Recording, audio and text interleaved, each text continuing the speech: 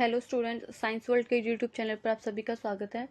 आज के लेक्चर में हम स्केलेटल सिस्टम के आगे कुछ और क्वेश्चन देखेंगे। इससे कुछ क्वेश्चन जो पहले हमने जो प्रीवियस लेक्चर था उसमें डिस्कस किए थे, आज उसके आगे कुछ क्वेश्चन और देखेंगे। ठीक है, तो सबसे पहले स्टार्ट करते हैं। फर्स्ट क्वेश्चन क्या हमारी स्क्रीन पे, स्लाइडिंग फिलामेंट थ्योरी। कल के क्वेश्चन में भी लिखा था कि जो स्लाइडिंग फिलामेंट थ्योरी वो किससे डिस्क्राइब करती है? मसल कॉन्ट्रैक्शन को। किसको डिस्क्राइब करती है? मसल कॉन्ट्रैक्शन को। तो इसमें बोला कि sliding filament theory can best explain be, कि हम जो स्लाइडिंग फिलामेंट थ्योरी है उसको बेस्ट एक्सप्लेन कैसे कर सकते हैं। फर्स्ट ऑप्शन क्या दिया है? Actin and myosin filament shorten and slide past each other. देखो कि सबसे पहले समझो थ्योरी होती है क्या है। मैं आज आपकी एनसीईआरटी के डायग्राम भी लिख के मैंने कल आपको बोला था कि मैं डायग्राम से समझाऊंगी आपको। तो देखो डायग्राम से समझने की कोशिश करते हैं। ये देखो, ये डायग्राम देखो, देखो नीचे क्या लिखा हुआ है? Sliding filament theory of muscle contraction movement of the thin filament and the relative size of I band and H zone. कि स्लाइडिंग फिलामेंट थ्योरी को इसमें एनसीईआरटी में कैसे समझाया गया। देखो थोड़ा सा छोटा करती हूँ मैं, आपके पास एनसीईआरटी है तो आप इसे खोल सकते हो। मैंने आपको बताया था कि ये जो लाइन है एनसीईआरटी में ये दिखाई गई, ये तो कौन सी लाइन है? जेड लाइन है। जेड लाइन के ऊपर कौन से फिलामेंट अटैच होंगे? Thin filament. तो यहाँ पे जो दिखाए गए हैं ये वाली फिलामेंट, ये कौन से फिलामेंट है? थिन फिलामेंट है। थिन फिलामेंट कौन से होते हैं? एक्टिन होते हैं। उनके बीच में जो फिलामेंट प्रेजेंट होंगे, ये वाली जो फिलामेंट दिखाए हैं, ये बीच में जो लाइन होगी यहाँ पे कौन सी लाइन होगी? एम लाइन होगी। यहाँ पे एम लाइन को दिखाई नहीं गया, उस पर जो फिलामेंट अटैच होंगे वो कौन से? मायोसिन। तो ये तो है एक्टिन फिलामेंट, और ये जो है मोटे करके थोड़े से दिखाए हुए हैं, ये है मायोसिन फिलामेंट। ठीक है, अब देखो हमने क्या देखा था कि ए बैंड कौन सा बैंड होता है? जहाँ पे मायोसिन आ रहा है। तो मायोसिन यहाँ से लेके यहाँ तक पूरा आ रहा है, तो इस पूरे बैंड को, ये वाला जो पूरा बैंड, ये कौन सा बैंड होगा? ए बैंड होगा। और एच बैंड कौन सा होता है? ये एच जोन कौन सा होता है? जहाँ पे जो थिन फिलामेंट है वो नहीं आ रही हूँ। ए बैंड का वो वाला पार्ट जहाँ पे जो थिन फिलामेंट है वो नहीं आ रही हूँ, वो कौन सा होता है? एच जोन है। तो ये देखो, ये पूरा इसमें देखो मैं, तो ये पूरा ए बैंड हो गया। और इस बैंड में जो ये वाला पार्ट है बीच में जो मैं दिखा रही हूँ, ये जो मैंने बॉक्स बनाया यहाँ पे जो है वो ये थिन फिलामेंट नहीं आ रही, तो ये कौन सा जोन हो गया? एच जोन हो गया। और आई बैंड कौन सा होता है? आई बैंड होता है, मैं इसको बार इरेज करूं फिर आपको आई बैंड समझ में आएगा।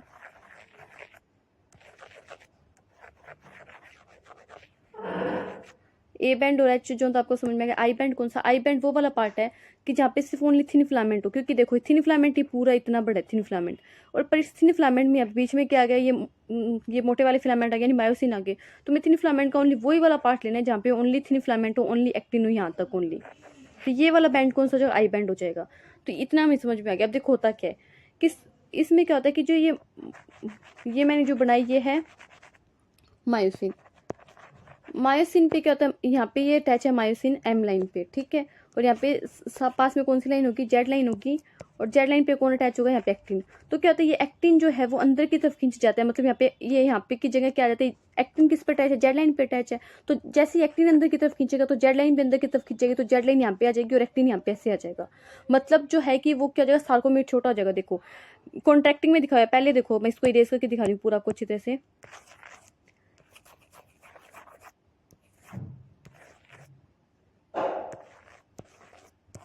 स्लाइडिंग फिलामेंट थ्योरी के उसको अच्छे से समझते हैं।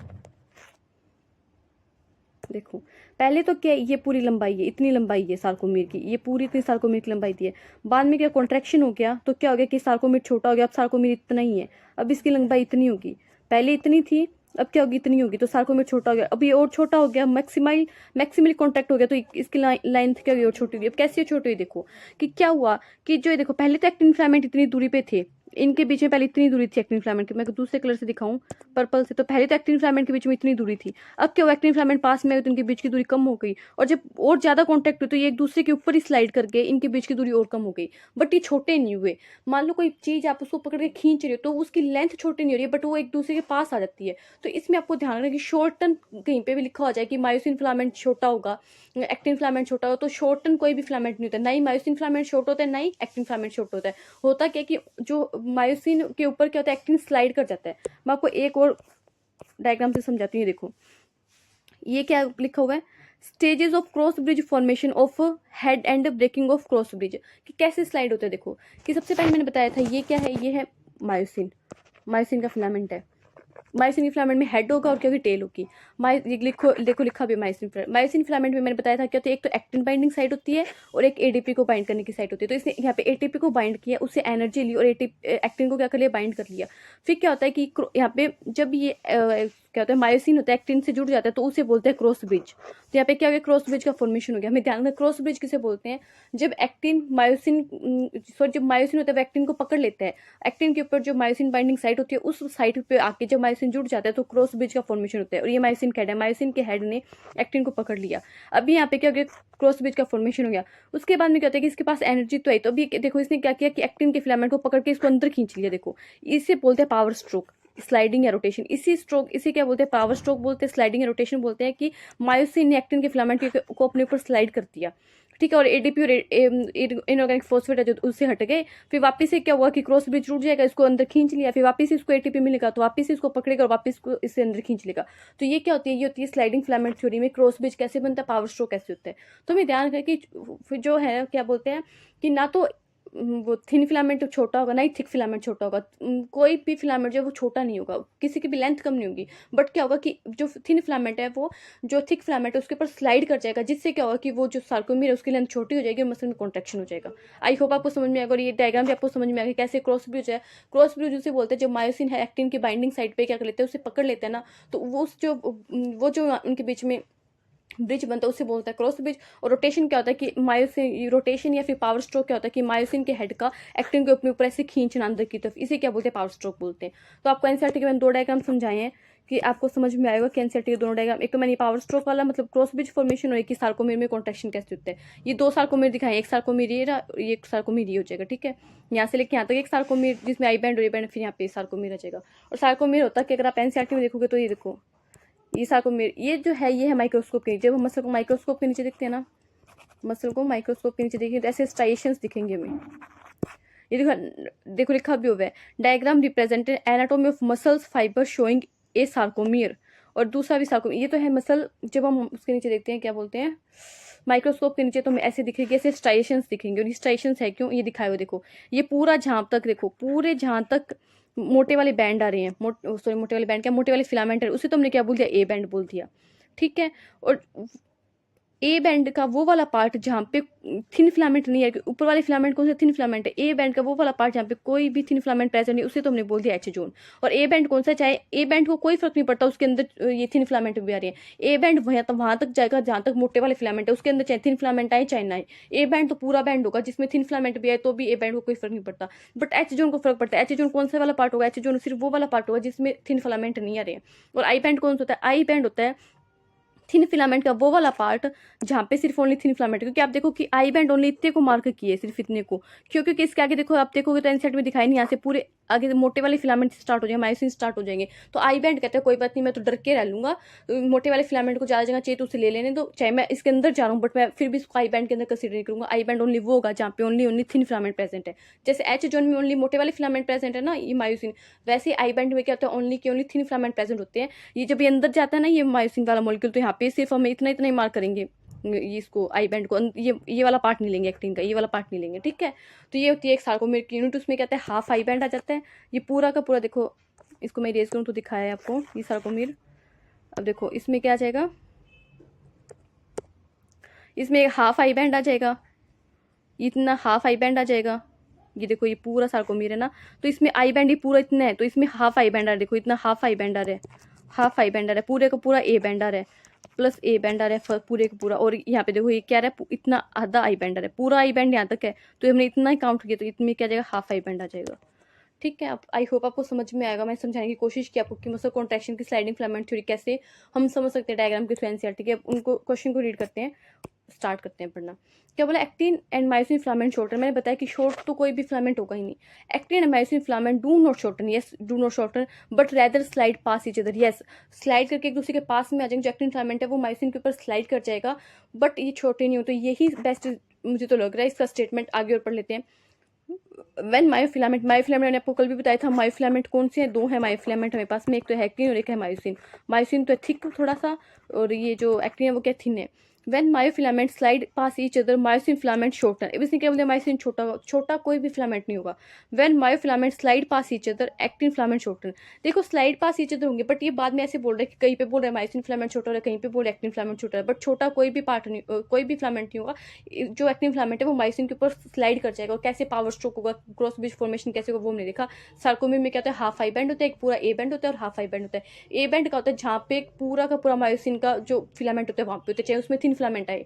बट ए बैंड का वो वाला पार्ट जहाँ पे सिर्फ मोटे वाले फिलामेंट है, उसमें छोटे वाले थिन फिलामेंट नहीं आ रहे हैं, उसे हम क्या बोलेंगे, एच बोलेंगे। और आई बैंड तो डर के रहता है कि आई बैंड बोलता है कोई बात नहीं, मेरा एक्टिन फिलामेंट चाहिए, ए बैंड के अंदर चला गया, फिर भी मुझे वो नहीं चाहिए, मैं तो सिर्फ वो वाला स्पेस ले लूंगा। आई बैंड बोलता है कि जहाँ पे सिर्फ मैं हूँ, मतलब एक्टिन फिलामेंट है जहाँ पे, उसे हम क्या बोलेंगे, आई बैंड बोलेंगे। आई होप आपको समझ में आएगा और स्लाइडिंग फिलामेंट फिर भी समझ में आएगी। नेक्स्ट क्वेश्चन देखते हैं। सिलेक्ट द करेक्ट ऑप्शन, हमें करेक्ट ऑप्शन को सिलेक्ट करना है। There are 7 pair of vertebrae. अब ये देखो, ये इसको मैं और डायग्राम से एक्सप्लेन कर देती हूँ। रिप्स को भी, रिप्स का डायग्राम भी लिख के मैं आज एनसीईआरटी के सारे डायग्राम लिख, ये देखो ये रहा। अब इसको देख समझते, थोड़ा सा इसको जूम आउट करूँ। जिसके पास एनसीईआरटी वो एनसीईआरटी खोल ले जाए। आई होप आपको दिख रहा होगा। नहीं, बीच में ही रख लेते, फिर नाम लिखने में आसानी हो जाएगी। देखो क्या होता है, ये जो आगे आपको ये दिखाया हुआ है, मैं इसको अलग कलर से दिखाऊं। ये जो आगे आपको बोन दिखाई हुई है, चाकू सा बना के दिखाया ना, ऐसे टीवी में दिखाते हो चाकू खोपते हैं पेट में। ये चाकू मतलब चाकू के ये बोन जो दिखाई, ये कौन सी बोन है, ये स्टर्नम है। इसको कौन सी बोन मार के, स्टर्नम। ये हमारी आगे वाली साइड में जहाँ पे चेस्ट होती है ना, वहाँ पे होती है ये बोन, ठीक है, चेस्ट के बीच में होती है। तो ये है स्टर्नम, इतना समझ में आ गया, ठीक है। मैं और ये पीछे देखो आपको ये रीढ़ की हड्डी दिखाई हुई है, जिसे क्या बोला, वर्टिब्रल कॉलम। क्योंकि ऐसे ओवरव्यू दिखाया हुआ है ना, काट के, मतलब पूरा वो क्या बोलते हैं, हड्डियों का ढांचा दिखाया हुआ है कैसे होता है। तो स्टर्नम आगे होगी और वर्टिब्रल कॉलम क्या होगी, पीछे होगी। तो भी इसको 3D में तो मैं आपको इसको दिखा नहीं सकती, तो ये 2D एनसीईआरटी करवाएंगे। वर्टिब्रल कॉलम तो है पीछे और स्टर्नम है आगे, तो ये तो होगी वर्टिब्रल कॉलम। अब देखो क्या होता है कि हमारी जो रिप्स होती है, रिप्स वो होती है 12 पेयर। ध्यान रखना, 12 पेयर। अगर कोई नंबर पूछे तो 24 आ जाएगी, क्योंकि 12 पेयर हैं तो नंबर कितने, 24 हो जाएंगे, ठीक है। क्योंकि एक पेयर में 2 रिब आएगी तो टोटल कितने, 24 हो जाएगी। देखो क्या होता है कि स्टर्नम से पीछे रिब आती है और वो सॉरी वर्टिब्रल कॉलम से पीछे रिब आती है और आगे स्टर्नम से जुड़ जाती है। यहाँ से वर्टिब्रल कॉलम से रिब आई और आगे स्टर्नम से जुड़ गई। और ये आपको ये दिखाया हुआ अलग से, ये क्या, कार्टिलेज है। ये जो जुड़ती है ना, वो कार्टिलेज की हेल्प से जुड़ती है। ये क्या, कार्टिलेज, कार्टिलेज इनको। तो अब देखो कि ट्रू रिप्स क्या होती है। ट्रू रिप्स होती है कि जब ये आगे पीछे वर्टिब्रल कॉलम से आया, आगे स्टर्नम से अटैच हो जाए, तो उसे बोलते हैं ट्रू रिप्स। तो स्टार्टिंग के जो 7 पेयर होते हैं ना, 7 पेयर, वो तो कहते हैं ट्रू रिप्स होते हैं। देखो आगे पीछे वर्टिब्रल कॉलम से आ रहे हैं, आगे स्टर्नम को अटैच कर रहे हैं यहाँ तक। देखो इसने आगे क्या कर लिया, यहाँ पे स्टर्नम को आगे अटैच कर लिया, तो यहाँ तक तो है ये ट्रू रिप। बट जो 8th 9th और 10th पेयर है, ये पीछे वर्टिब्रल कॉलम से तो देखो आ रहा है, बट आके ये इन्होंने क्या किया है, 7th रिप को पकड़ लिया। देखो इन्होंने क्या कर लिया, 7th रिप को पकड़ लिया पीछे से आने के बाद में। 8th 9th और 10th रिप ने ये आगे स्टर्नम से अटैच नहीं हुए, तो इन्हें बोलते हैं फॉल्स रिप्स। और जो 11th और 12th पेयर होता है, ये देखो पीछे वर्टिब्रल कॉलम से आते तो हैं, बट आके स्टर्नम से भी अटैच नहीं होते और किसी रिब से भी अटैच नहीं होती, जैसे फ्लोट करते रहते हैं, तो इन्हें क्या बोलते थे, फ्लोटिंग रिप्स बोलते हैं। तो इतनी बात हमें ध्यान रखनी है। अब इनको कुछ नाम हो देते हैं। देखो जो 7 पेयर हैं स्टार्टिंग के, इनको बोला ट्रू रिप्स। इनको ट्रू रिप्स क्यों बोला, क्योंकि पीछे वर्टिब्रल कॉलम से और आगे स्टर्नम से अटैच होते हैं, इन्हें बोलते हैं वर्टिब्रो स्टर्नल रिप्स। ध्यान रखने में, क्यों इन्हें वर्टिब्रो स्टर्नल रिप्स क्यों बोला मैम, क्यों, क्योंकि देखो पीछे वर्टिब्रल कॉलम से आएंगे और आगे स्टर्नम से अटैच हो जाएंगे। 7 रिप तक देखो यहाँ पे इनको अटैच करके दिखाए हुए, तो इन्हें वर्टिब्रो स्टर्नल रिप्स बोलेंगे। उसके बाद में देखो, उसके बाद में जो देखो ये स्टार्टिंग के 7th पेयर होगी। उसके बाद में 8th 9th और 10th पेयर को हम क्या बोलते हैं, फॉल्स रिप्स बोलते हैं। फॉल्स रिप्स, फॉल्स रिप्स क्यों बोला, क्योंकि पीछे वर्टिब्रा से तो अटैच हुए, बट आगे स्टर्नम से अटैच ना हो गए। किससे अटैच हो गए, जो ये कहते हैं 7th रिब है ना, उससे अटैच हो गए, तो इन्हें बोलते हैं वर्टिब्रो कॉन्ड्रल रिप्स। और कॉन्ड्रल क्यों बोला, क्यों, अब देखो डायग्राम में दिखाती हूँ। कॉन्ड्रल क्यों बोला इन्हें, कॉन्ड्रल इसलिए बोला क्योंकि देखो ये जो इस एक बार इरेज करके देखो, ये देखो जो 8th रिब है वो ये जो 7th रिब से अटैच किससे हुई, ये वाला जो पार्ट है कार्टिलेज है। मैंने बताया थी व्हाइट में जो बना हुआ कार्टिलेज है। तो 8th वाली रिब जो है, ये 7th वाली रिब से अटैच किससे हुई है, with the help of cartilage. तो कॉन्ड्रल वर्ड जो है ना, वो किसके लिए लगाया हमने, कार्टिलेज के लिए लगाया है, ठीक है। तो उसे क्या बोलती है हमने, वर्टिब्रो कॉन्ड्रल रिप्स बोलती है। उसके आगे देखो 10th तो आएगा, 11th एंड 12th पेयर जो है, इन्हें हम बोलते हैं फ्लोटिंग रिप्स, फ्लोटिंग रिप्स। और ये ओनली किससे अटैच होती है, पीछे वर्टिब्रल कॉलम से। ओनली किससे अटैच होगी, वर्टिब्रल कॉलम से अटैच होगी, ठीक है, इसे लिख देते हैं वर्टिब्रल कॉलम से अटैच होगी, आगे ना रिब से अटैच होगी ना स्टर्नम से। तो क्वेश्चन पढ़ते हैं, हो जाएगा वो क्वेश्चन। ये है ना, आई थिंक, हाँ ये देखो, there are 7 pair of vertebrosternal, ठीक है, वर्टिब्रो स्टर्नल के ऊपर पीछे वर्टिब्रल से अटैच है, आगे स्टर्नल से अटैच है। 3 पेयर ऑफ वर्टिब्रो कॉन्डल, ठीक है, 3 पेयर कौन से हैं, 8th 9th और 10th, और वर्टिब्रो कॉन्डल के ऊपर पीछे वर्टिब्रल से अटैच है और आगे कॉन्डल यानी कार्टिलेज से अटैच है, किससे, 7th रिब से।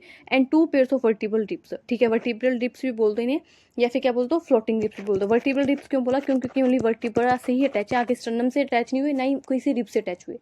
8th 9th 10th pair of ribs articulate directly with the sternum. देखो इन्होंने क्या बोलते हैं, 8th 9th और 10th पेयर आर्टिकुलेट किससे करेंगे, स्टर्नम से। अगर स्टर्नम से ही आर्टिकुलेट करते तो हमें वर्टिब्रो कॉन्डल रिब क्यों होते, अभी हमने डायग्राम में देखा, एनसीईआरटी का डायग्राम है, ये स्टर्नम से जुड़ते ही नहीं, तो ये फॉल्स हो गया।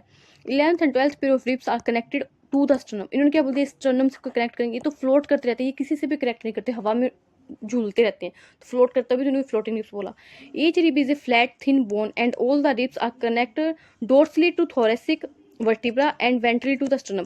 इन्होंने क्या बोला कि सभी के सभी रिब्स क्या करेंगे, वेंट्रली अटैच करेंगे स्टर्नम से, बट सभी के सभी नहीं करते ना, सिर्फ 7 पेयर ही करते हैं स्टार्टिंग के। बाकी के जो नीचे 5 पेयर बच गए, वो 3 तो करते हैं 7th रिब्स से अटैच और 2 तो किसी से करते नहीं है। तो ऑप्शन नंबर फर्स्ट सही आंसर होगा, और डायग्राम से हमने इसको अच्छे से समझ लिया। नेक्स्ट क्वेश्चन देखते हैं, ये थोड़ा सा मैं बड़ा कर देती हूँ, आपको दिखेगा नहीं। असेशन रीजन देख लेते हैं, फिर आगे बढ़ लेंगे। देखो, गिवन बिलो आर 2 स्टेटमेंट, हमें 2 स्टेटमेंट दिए हुए हैं, labelled as assertion A and the other is labelled as reason R. एक को तो असेशन ए से लेबल्ड किया और एक को रीजन आर से। अब देखो ये असेशन रीजन है क्या, पढ़ लेते हैं। असेशन क्या बोलता है, osteoporosis is characterised by decreasing bone mass and increasing chance of fracture. Yes, ठीक है, कल भी मैंने देखा था कि ओस्टियोपोरोसिस क्या होता है कि अगर आपके बोन में मान लो कैल्शियम की कमी हो गई है तो आपको ओस्टियोपोरोसिस हो सकता है। ओस्टियोपोरोसिस होने के 2-3 केस होते हैं, अगर आप एस्ट्रोजन कम हो गया तो भी ओस्टियोपोरोसिस हो सकता है। कैसे, देखो आपको पता होगा कि फीमेल को क्या आता है, मेंस्ट्रुअल साइकिल आता है। मैं थोड़ा सा आपको एक्सप्लेन करूँ तो जो फीमेल्स होती हैं उन्हें क्या आता है, मेंस्ट्रुअल साइकिल आता है, मेंस्ट्रुअल साइकिल आता है, ठीक है। तो मेंस्ट्रुअल साइकिल आता है, ये स्टार्टिंग होती है इसकी प्यूबर्टी से स्टार्टिंग होती है, अराउंड 12 से 13 ईयर की एज में इसकी गर्ल्स को स्टार्टिंग हो जाती है, और अराउंड ये 50 ईयर्स तक चलती है, इतना मानते हैं। तो 50 साल के बाद में कहते हैं, 50 ईयर के बाद में कहता है कि जो मेंस्ट्रुअल साइकिल है ये ना बंद हो जाता है, menstrual cycle is close. Menstrual cycle क्या क्लोज हो गया। तो मेंस्ट्रुअल साइकिल के क्लोज होने के बाद में क्या होता है कि जो हमारी बॉडी होती है, फीमेल की जो बॉडी होती है, उसमें जो एस्ट्रोजन का लेवल होता है ना, वो कम हो जाता है। और एस्ट्रोजन क्या होता है, हमारी बोन्स के लिए अच्छा होता है। अगर एस्ट्रोजन का लेवल कम है तो बोन्स जो है वो प्रॉपर, हम बोलते हैं मैच्योर नहीं रहती है, उनमें क्या होता है, छेद होना, और पोरोसिस का मतलब ये है कि वो बीच में छेद से होने स्टार्ट हो जाते हैं। कैल्शियम कम होगा तो भी छेद से लगने लग जाएंगे, और बोन्स क्या होती है, वीक होने लग जाती है। तो एस्ट्रोजन की आपने देखा होगा कि 50 साल के बाद में बहुत फीमेल्स की ये प्रॉब्लम होती है कि उनके घुटनों में दर्द होता है ज़्यादातर। तो उनके घुटनों में दर्द होने का मतलब यही रीज़न होता है कि फीमेल जो हमारी बॉडी की सबसे स्ट्रॉन्गेस्ट एंड लार्जेस्ट बोन होती है, कहीं ना कहीं क्या होता है कि 50 साल के बाद में मेंस्ट्रुअल साइकिल बंद होने के बाद में क्या होता है कि बोन्स वीक होना स्टार्ट हो जाती है लो लेवल ऑफ एस्ट्रोजन के कारण। तो जिसके कारण क्या होता है कि फीमेल्स को ये प्रॉब्लम आती है कि उनके पेन, ऐसे बोन में पेन, घुटनों में दर्द होना, कमर में दर्द होना स्टार्ट हो जाते हैं। तो यही रीज़न है। तो अब ये बोल रहा है कि ऑस्टियोपोरोसिस, मैं इसको बड़ा करूँ, osteoporosis characterised by decrease bone mass, ठीक है, बोन मास में डिक्रीज होगा, इंक्रीज हो जाएगा, चांस का फ्रैक्चर का चांस बढ़ जाएगा, ठीक है। Common cause of osteoporosis increase level of oestrogen, इन्होंने बोल दिया इंक्रीज, बट अभी मैंने क्या बताया, इंक्रीज नहीं होता, क्या होता है, डिक्रीज होता है एस्ट्रोजन का लेवल। तो असेशन तो सही है पर रीजन गलत है, तो ऐसा ऑप्शन ढूंढ लो जिसमें असेशन सही हो रीजन गलत हो। A is correct but R is not correct, option number C is right answer. Next question देखते हैं। ये देखो क्या लिखा है, हमें बताना है ड्यूरिंग मसल कॉन्ट्रैक्शन की, मसल कॉन्ट्रैक्शन के time which of the following event occur, की कौन से इवेंट अकर होगी। अभी हमें देखा मसल कॉन्ट्रैक्शन की स्लाइडिंग फिलामेंट थ्योरी, तो देखते हैं क्या होती है। एच जोन डिसअपियर्स, देखो क्या होता है, अगर आपको मैं वो डायग्राम ही दिखाऊँ ना तो आपको खुद से समझ में आ जाएगा कि क्या क्या हो सकता है मसल कॉन्ट्रैक्शन में। देखो थोड़ा सा इसे बड़ा करें,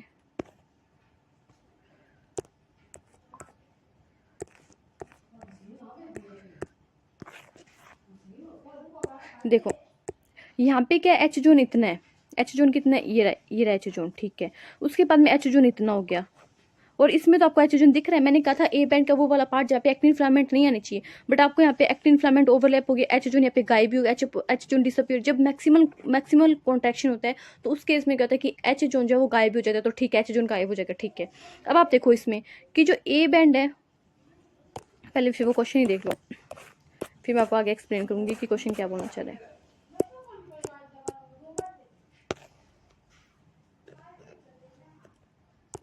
देखो इसने केवल एचजोन डिसअपियर्स, ठीक है एचजोन डिसअपियर होगा। I band reduce in with, और ये बोला, बी बोल रहा है ए बैंड वाइडन्स। देखो एक बात ध्यान रखना है कि वाइड तो कोई भी बैंड होगा ही नहीं, या फिर तो बैंड की लेंथ क्या रहेगी, सेम रहेगी, और या फिर बैंड की जो लेंथ है वो क्या कम हो। जैसे हमने देख लिया एच जोन जो है वो तो डिसअपियर ही हो गया ना, वो तो दिखा ही नहीं हमें। अभी देखो इस डायग्राम में मैं आपको वापस दिखाती हूँ। अब हमें क्या बोलना है, एक तो आई बैंड को देखना है और एक किसको देखना है, ए बैंड को देखना है। अब इसमें मैं क्या देखना है, एक तो ए बैंड को देखना है और एक आई बैंड को देखना है। तो देखो कि आई बैंड कौन सा है, आई बैंड यहाँ पे किसको मार्क किया हुआ है,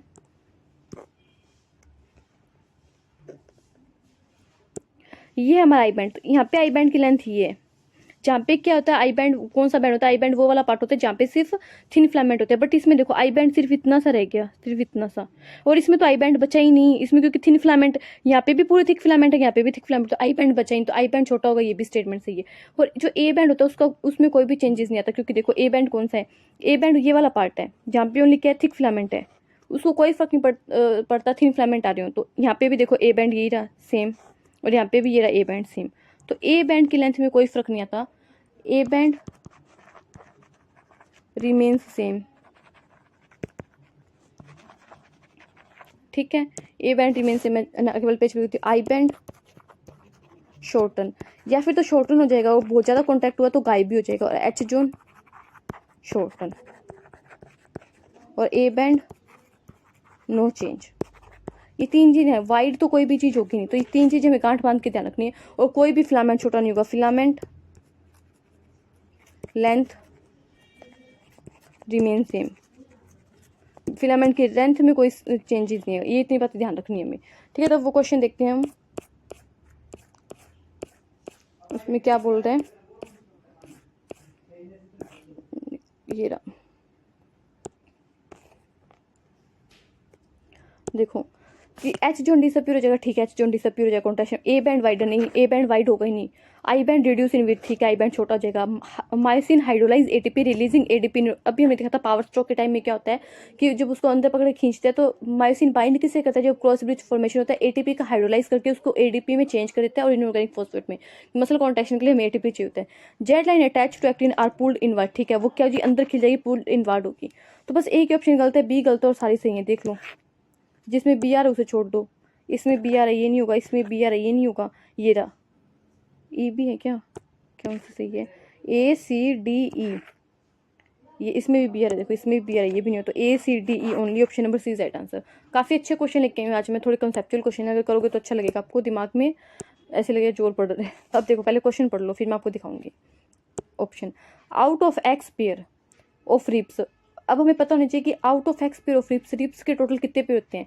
out of X pair of ribs in human only Y pair are true ribs, कि जितने भी ह्यूमन के एक्स पेयर रिप है उसमें से वाई पेयर ट्रू रिप्स हैं। Select the option that correctly represent value of X and Y, provide their explanation. X and Y की value हमें अच्छे से ढूंढनी है और उनकी एक्सप्लेनेशन देखनी है। अब about of X pair of rib, हमें पता होना चाहिए कि कितने पेयर होते हैं ह्यूमन में, रिप के 12 पेयर होते हैं। अब सबसे पहले तो बच्चे को ये पता होना चाहिए, और ट्रू रिप्स कितनी होती है, उसमें स्टार्टिंग के जो 7 पे होते हैं वो कहते हैं ट्रू रिप्स होते हैं। तो अब ऐसा ऑप्शन ढूंढो जिसमें 12 और 7 दिया हो, इसको छोटा करना ही पड़ेगा नहीं तो ये पूरा स्क्रीन पे ही नहीं आएगा। आई होप आपको विजिबल होगा। इसमें 12 5 दिए, ये नहीं होगा। इसमें 24 7 दिए, क्योंकि बच्चे इसमें भी कंफ्यूज होंगे, वो सोचेंगे कि 12 पेयर होते तो रिप्स तो 24 होते, बट इसमें ऑप्शन में इसने डायरेक्ट बोला हमें क्या ढूंढने, पेयर ढूंढने हैं। तो 24 वाला मार्क मत कर कहना कि मैम ने बोला था कि 24 रिप होती है, टोटल 12 पेयर होते हैं। अब इसमें 12, इसमें भी 24 दे दिए, ये गलत है। अब यही ऑप्शन सही बच रहा है 12 और 7। एक्सप्लेनेशन पढ़ने से पहले ही मैंने उसको नंबर के बेस पे इस क्वेश्चन को सोल्व कर दिया, बट अब देख लेते हैं। True ribs are attach dorsally to vertebral column and ventral to the sternum, ये सही है। कि डोर्सली और वेंट्रल होता है क्या, देखो कि जो हमारा चेस्ट वाला रीजन है, जो आगे वाला पार्ट है उसे तो हम बोलते हैं, जो हमारा चेस्ट वाला रीजन है उसे तो हम बोलते हैं वेंट्रल साइड। तो मैंने बताया था कि जो स्टर्नम होती है वो आपकी चेस्ट वाले रीजन में होती है, तो स्टर्नम कहूँगी वेंट्रली होगी। और जो हमारा पीठ वाला हिस्सा है, पीछे बैक वाला जो हिस्सा है उसे हम बोलते हैं डोर्सल। तो जो वर्टिबल कॉलम है वो कहाँ पे डोर्सल होगी, तो ये स्टेटमेंट सी, क्योंकि जो एग्जामिनर होता है वो इसी में कंफ्यूज करता है वेंट्रली और डोर्सली में, तो बच्चे इसी में कंफ्यूज होते हैं। Option number D right answer. Next question देखते हैं। Choose the correct statement about muscular tissue, muscular tissue के बारे में हमें क्या करनी है, कैरेक्टर स्टेटमेंट चूज करनी है। स्मूथ मसल्स आर मल्टीन्यूक्लिएटेड, मैंने कल ही बताया था स्मूथ मसल की आपको ऐसे बना के थोड़ा सा डायग्राम बनाने में हाथ तंग किया, इस टाइप से होती है, ये स्पिंडल शेप होती है, किनारों से कहते हैं पतली होती है, बीच में एक न्यूक्लियस होता है आंख के जैसे। तो स्मूथ मसल मल्टीन्यूक्लिएटेड नहीं होती, गलत है। स्केलेटल मसल मैंने आपको बताई थी मल्टीन्यूक्लिएटेड, स्केलेटल मसल फाइबर यूनिक्लिएटेड, गलत है। अभी मैंने बताया स्केलेटल मसल कहती होती है मल्टीन्यूक्लिएटेड होती है। Intercalated disc allow the cardiac muscle to contact as ये ठीक है, मैंने बताया था कि इंटरकलेटेड डिस्क एक मसल का बहुत अच्छा फीचर, कार्डिक मसल का ये बहुत बार पूछा जाता है, और ये क्या करता है, क्रैम्प सेक्शन होता है, जिससे कि क्या उसके इंपल्स का ट्रांजेक्शन हो सकती है और एक यूनिट के रूप में क्या कर सके जो मसल है वो कॉन्टैक्ट कर सके। The walls of blood vessels are made up of columnar epithelium, देखो कोलुमनार एपिथेलियम नहीं होती है, स्क्वैमस एपिथेलियम होती है। कौन सी एपिथेलियम होती है, स्क्वैमस एपिथेलियम। तो option number C is right answer. Next question देखते हैं। अभी देखो क्वेश्चन आंसर है ना मैं अच्छे, लेकिन बड़े बड़े क्वेश्चन है तो आपको मैं बड़ा करके दिखा देती हूँ। Which of the following statement are correct regarding skeletal muscle, skeletal muscle के लिए हमें क्या देखना, करेक्ट स्टेटमेंट ढूंढनी है। Muscles bundle are held together by collagenous connective tissue are called fascicle, देखो इसे फेसिकल नहीं बोलते, इसे बोलते फेसिया। मैं डायग्राम लेके आई, मैं आपको दिखाती हूँ। देखो ये देखो, ये रहा डायग्राम, ये देखो, ये जो आपको दिखाया मैं, ये मसल बंडल है। मैंने बताया था कि ये मान लो एक मसल है मेरी पूरी, इस मसल को मैंने क्या करती हूँ ऐसे काट, तो काटने के बाद मुझे ऐसा लॉन्गिट्यूडिनल सेक्शन ये दिख रहा है। तो ये बीच, ये जो दिखाए हुए हैं, ये मैं ब्लू कलर से मार्क करती हूँ, इसको आपको अच्छे से विजिबल होगा। ये देखो, ये जो दिखाई हुई आपको, ये क्या मसल बंडल है, ठीक है। मसल बंडल के अंदर क्या होगी, मसल सेल होगी। ये देखो, ये जो है मसल सेल है, मसल सेल को क्या बोलते हैं, मसल फाइबर बोलते हैं। और मसल सेल और सार्कोलेमा क्या होगी, इसकी मसल सेल की क्या होगी, ये मेम्ब्रेन होगी, और बीच में क्या ब्लड कैपिलरी जाएगी, और इनके बीच में यहाँ पे जो टिश्यू दिखाया हुआ है, जो इसे मसल बंडल को क्या कहता है, होल्ड करके लगता है, उसे हम क्या बोलते हैं, फेशिया बोलते हैं। क्या बोलते हैं, फेशिया बोलते हैं। और इन्होंने क्या बोलती है, फेसिकल, तो ये गलत है। फेसिकल तो किसे बोलते हैं, फेसिकल तो बोलते हैं मसल बंडल को। और ये क्या बोलते हैं कि जो कनेक्टिव टिश्यू है उसे हम फेसिकल बोलेंगे, तो स्टेटमेंट क्या रॉन्ग हो गया ना। देखो मैं बताती हूँ आपको, ये रहा, थोड़ा ऑप्शन को बड़ा कर देती हूँ मैं। A muscles bundle are hold together collagenous connective tissue are layer are called fascicle, fascicle तो मसल बंडल को ही बोलते हैं, इन्होंने गलत बोल दिया, इसे क्या बोलते हैं, फेशिया बोलते हैं। Sarcoplasmic reticulum of muscles fibre is a stored house of calcium ion, ठीक है, सार्कोप्लाज्मिक रेटिकुलम में कैल्शियम आयन स्टोर करेंगे। Striated appearance of skeletal muscles fibre is due to distribution pattern of actin myosin protein, मैंने बताया था कि जो striations नजर आते हैं वो किसकी वजह से होते हैं, एक्टिन मायोसिन की वजह से होते हैं। आगे देखते हैं, इसमें एक ऑप्शन गलत हुआ अभी तक हमारा, कौन सा, फर्स्ट, ये गलत है, इसको सॉरी फर्स्ट है ये गलत है ना, इसको मैं क्रॉस मार्क कर देती हूँ। आगे और कौन से ऑप्शन है देख लेते हैं। देखो क्या दे रहा है, M line is considered as a functional unit of contraction called sarcomere, M line को थोड़ी ना हम कंसीडर करते हैं फंक्शनल यूनिट सार्कोमेरिक में। सार्कोमेरिक में तो हाफ आई बैंड आता है, ये पूरा का पूरा ए बैंड आता है, और वापिस से हाफ आई बैंड आता है, तो ये भी गलत है। तो मतलब ऑप्शन कौन से सही है हमारे, सेकंड सही और थर्ड सही है, सेकंड एंड थर्ड यानी बी एंड सी ओनली। आगे ऑप्शन देख लो साइड देखें तो सेकंड एंड थर्ड यानी B and C only, option number B is right answer. Next question देखते हैं। ये देखो, ये अच्छा क्वेश्चन है, इसमें क्या है कि आपको मैच करना है। इसको करने से पहले ना मैं आपको डायग्राम दिखा देती हूँ जिससे आपको अच्छे से मैच हो जाएंगे। ये देखो मैं डायग्राम लेके आई हूँ, ये तो किसका है, हाथ का ही है, हाँ ठीक है। देखो यहाँ पे क्या लिखा है, right pectoral girdle and upper arm, ये तो ऊपर जो दिखाया हुआ है ये तो है गर्डल। गर्डल क्या करते हैं, देखो ध्यान से सुनो, क्या होता है कि जो ह्यूमन होता है, एक्सियल स्केलेटन तो होता है जो हमारा बीच में, जो हमारी एक्सिस जाती है बॉडी के बीचों बीच, वहाँ पे जो मसल है उसे तो बोलते हैं, सॉरी जो बोन है उसे तो बोलते हैं एक्सियल स्केलेटन, और जो हमारी बाजू है, हमारे पैर है, उसे बोलते हैं अपेंडिकुलर स्केलेटन। तो जो अपेंडिकुलर स्केलेटन है वो एक्सियल स्केलेटन से अटैच होता है with the help of girdle, ठीक है। तो यहाँ पे गर्डल दिखाया हुआ है और हमारा हाथ दिखाया हुआ है। अब देखो मैं इसको एक्सप्लेन करती हूँ आपको, ये भाई इसको इरेज करने दो।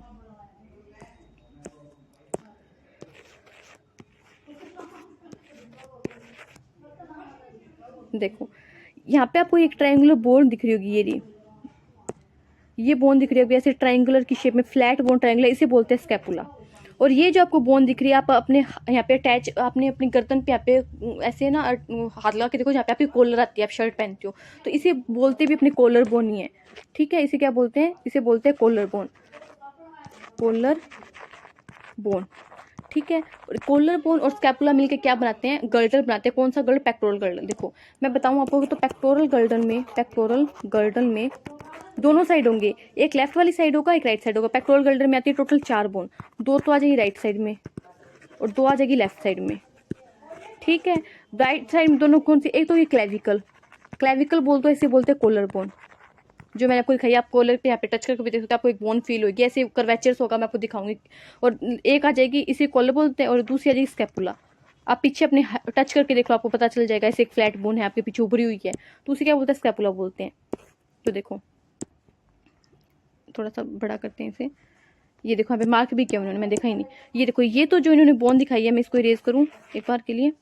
ये जो इन्होंने बोन दिखाई है ऐसे क्रेवेचर सा बना के, आप खुद भी टच करके, ये तो है क्लेविकल। और ये जो इन्होंने फ्लैट बोन दिखाई है पीछे, ये कौन सी है, स्कैपुला। ये इन दोनों को मिला के क्या बोलते हैं, पेक्टोरल गल्टर बोलते हैं।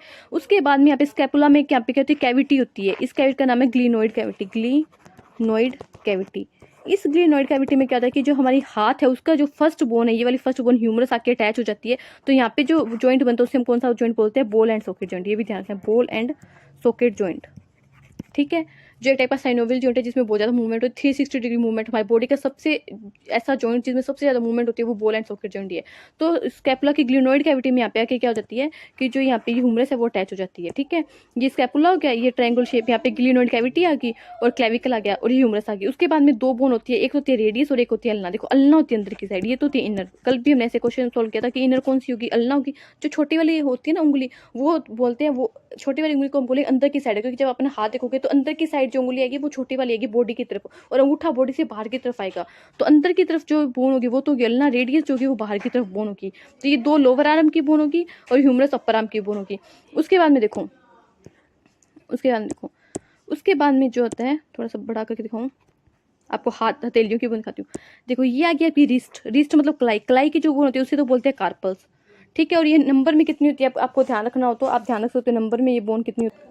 जो कार्पल्स होती है वो कितनी होती है, 8 होती है। अब आप काउंट भी करना, ह्यूमरस होगी एक, रेडियस होगी एक, अल्ना होगी, क्योंकि जो टोटल लिम्ब की जो बोन होती है एक हाथ में जो बोन होती है वो कितनी 30 होती है। देखना 30 हो रही है नहीं हो रही, ठीक है। और ये आगे मेटाकार्पल्स, जो ये हथेलियों की बोन होगी इन्हें बोलेंगे मेटाकार्पल्स, ये कितनी होती है 5 होती है। और ये जो आगे उंगलियों की बोन आगी ये बोलती है फेलेंजेस, ये उंगलियों की बोन होती है कितनी 14 होती है। देखो 8 और 5 कितने होते हैं, 8 9 10 11 12 13, 13 और 14 कितने हो गए, 4 3 7 और 2 27, 27 फिर एक होगी 28 अल्ना, सॉरी 28 होगी रेडियस, 29 होगी अल्ना और 30 होगी ह्यूमरस। तो टोटल कितनी बोन होगी, 30 बोन होगी। ऐसे ही राइट वाले हैंड में होगी, ऐसे ही लेफ्ट वाले हैंड में होगी।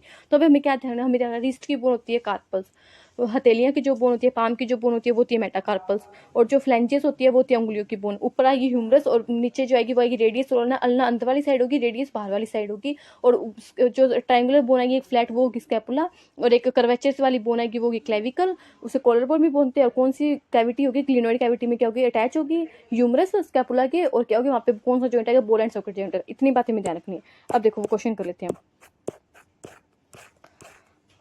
ये रहा। पहले ना मैं आपको दिखाती हूँ फिर आप करना ऑप्शन मैच। देखो पाम बोन कौन सी होती है, अभी मैंने देखा था मेटाकार्पल्स होती है पाम बोन, तभी मैं आपको डायग्राम दिखाएगी कि डायग्राम से कैसे क्वेश्चन सोल्व होते हैं। रिस्ट बोन कौन सी थी, रिस्ट बोन थी कार्पल्स। डिजिट बोन कौन सी, डिजिट अंगुलियों को ही बोलते हैं, डिजिट बोन थी फेलेंजेस। और एंकल बोन कौन सी, टार्सल। अब देखो पैर को और देखो, एंकल बोन का ही पैर में, मैंने हाथ का तो आपको डायग्राम दिखा दिया, पैर का और देखो, पैर और हाथ सेम सेम से ही है, थोड़ी सी डिफरेंस है इनके डायग्राम। ये देखो पैर का डायग्राम मेरा। अब देखो क्या लिखा हुआ है, इसमें भी क्या किया है, देखो पैर का डायग्राम होता है, इसमें भी right pelvic girder, pelvic girder देखो, पेक्टोरल गर्डर में बताया कि जो हाथ को जोड़ेगा, पेल्विक गर्डर जो होता है वो किसको जोड़ता है, पैर को जोड़ेगा हमारे एक्सियल स्केलेटन से। पेल्विक गर्डर को दिखाया, लोअर लिम्ब को दिखाया है फ्रंटल व्यू से, आगे वाले व्यू से। देखो अब मैं आपको इसको एक्सप्लेन कर देती हूँ, डायग्राम को थोड़ा सा बता देती हूँ। देखो सबसे पहले मैं आपको गर्डर बता देती हूँ। देखो हमारा जो, मैं लिख के बता देती हूँ कि पेक्टोरल गर्डर तो हम देख लिया, उसमें कितनी बोन आएगी, टोटल 4 बोन आएगी, 2 लेफ्ट वाली साइड में आ जाएगी, 2 राइट साइड में आ जाएगी। एक तो होती है स्कैपुला, एक होती है क्लेविकल। क्लेविकल को हम कॉलर बोन बोलते हैं, मैंने आपको बता भी दिया, टच करके भी देखते हो। पीछे आपको एक ऊपरी फ्लैट बोन सी नजर आएगी ट्रायंगल, वो होता है स्कैपुला, और आगे कॉलर की साइड में बोन आ जाएगी, उसे बोले क्लेविकल बोन। देखो अब जो पैर का जो गर्डर होता है वो होता है पेल्विक गर्डल, पेल्विक गर्डल। इसमें टोटल 2 ही बोन होती है, एक तो बोन आ जाएगी राइट वाली साइड में, राइट वाले लेग में जो पेल्विक गर्डल से अटैच हो, एक आ जाएगी लेफ्ट वाली साइड में, ठीक है। तो इसमें टोटल 2 ही बोन, राइट में एक आ जाएगी, लेफ्ट में एक आ जाएगी। कौन कौन सी बोन, 3 बोन मिलके क्या होती है, एक बोन बनाती है। जब आप देखो इस टाइप का डायग्राम दिखा, 3 बोन मिलकर, 3 बोन यहाँ पे होगी, 3 बोन यहाँ पे, 3 बोन मिलकर क्या बनाती है, एक बोन बनाती है। 3 बोन कौन सी, एक तो होती है प्यूबिस, एक होती है इलियम, और एक होती है इस्चियम। ये 3 जब हम क्या होते हैं, जब हम वूम में होते हैं, जब हमारे मम्मा के पेट में होते हैं ना, तो उस टाइम तो क्या होता है कि तीनों बोन अलग अलग होती है। फिर उसके बाद में जब हमारा बर्थ हो जाता है, जब हम बाहर आ जाते हैं, तो क्या होता है तीनों बोन अटैच हो जाती है, और तीनों बोन मिलकर एक बोन बना देती है पेल्विक गर्डल की। तो एक पेल्विक गर्डल की बोन एक लेफ्ट वाली साइड में होगी, एक होगी राइट वाली साइड में, तो 2 कितनी हो जाएगी, टोटल 2 बोन हो जाएगी। तो कौन सी थी, प्यूबिस, इस्चियम और इलियम। तो मैं आपको डायग्राम में दिखा देती हूँ, ये रहा। ये रहा इलियम आ गया। ऊपर तो जो बोन है वो है इलियम, ये है प्यूबिस और नीचे ये है जो इस्चियम। ठीक है, इन तीनों को बोल ये पूरा क्या बन जाएगा, पेल्विक गर्डल बन जाएगा। इन तीनों को मिला के हम क्या बोलेंगे, बोलेंगे पेल्विक गर्डल। ठीक है, और यहाँ पे जो बोन होती है इसे बोलते हैं कोक्सल बोन। ठीक है, ये तीनों मिलकर बनाएंगे पेल्विक गर्डल। उसके बाद देखो ये थाई की बोन आ गई। थाई की जो बोन होगी ये तो की फीमर। अब देखो ये एक बोन होगी, इसको तो ये सॉरी इसको तो काउंट नहीं करना, ये तो पेल्विक गर्डल की। लिम्ब में देखो, लिम्ब में टोटल कितनी बोन होगी, पैर में भी कितनी होती है, हम क्या बोलेंगे, पैर में भी कितनी 30 होती है। देखो अब समझो क्या हो गया। मैंने कल आपको बताया था कि जो कल अपेंडिकुलर स्केलेटल होता है, मैंने आपको बताया था अपेंडिकुलर स्केलेटल जो होता है उसमें टोटल मैंने आपको कितनी बोन बताई थी, 126 बताई थी। वो बताऊँ मैं कैसे बताती हूँ। अपेंडिकुलर स्केलेटल में दो चीज़ आती है, एक तो होता है गर्डल, मैंने कल भी आपको बताया था, और एक आती है लिम्स। देखो जो लिम्स होती है उसमें होती है 126 सॉरी 120 बोन, और जो 6 बोन बच गई वो कहीं गर्डल में। देखो गर्डल में कैसे, पेक्टोरल गर्डल मैंने आपको बताया, पेक्टोरल गर्डल जो हाथ वाला गर्डल उसमें टोटल मैंने बताया 4 बोन, 2 स्कैपुला 2 क्लेविकल। उसके बाद में मैंने बताया आपको पेल्विक गर्डल जो पैल वाला गर्डल है उसमें मैंने बताया आपको 2 बोन, तो 6 बोन ये तो ही होगी।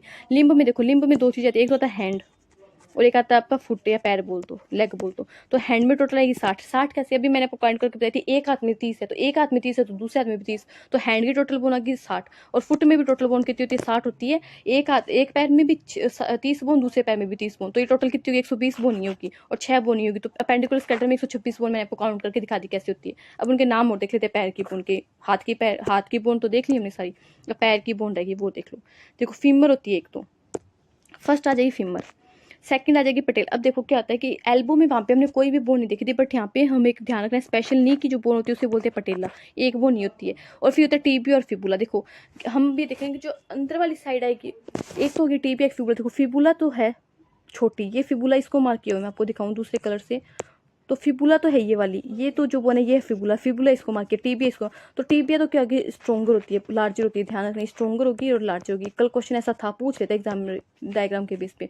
और जो फिबुला होती है वो कैसी होती है, छोटी होगी, शॉर्टन होगी, और छोटी होगी तो क्या होगी, शॉर्टन होगी, और ये लार्जर होगी। टार्सस, टार्सस होती है पैर की, ये कितने 7 होते हैं। देखो मैंने आपको बताया था, उसमें क्या बताई थी मैंने आपको, कार्पल्स बताई थी, जो रिस्ट की बोन थी वो तो मैंने बताई थी 8 आपको। इसमें देखो डायग्राम में दिखाऊँ, दे दी यहाँ पे, तो मैंने आपको बताई थी कार्पल्स जो रिस्ट की बोन है, ये तो बताई थी मैंने आपको 8।